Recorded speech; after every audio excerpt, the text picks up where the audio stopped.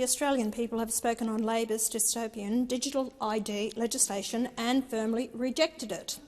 Tomorrow I will table a petition signed by 65,724 people calling on the Senate to repeal this insidious legislation.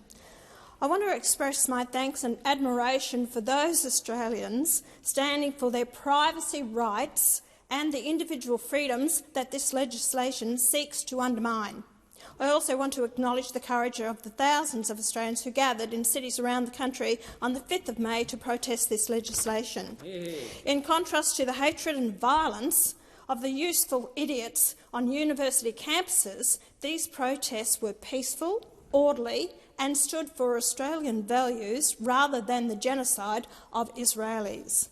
One Nation is committed to the repeal of this legislation, effectively a joint effort by Labor and the Coalition to monitor and control the Australian people.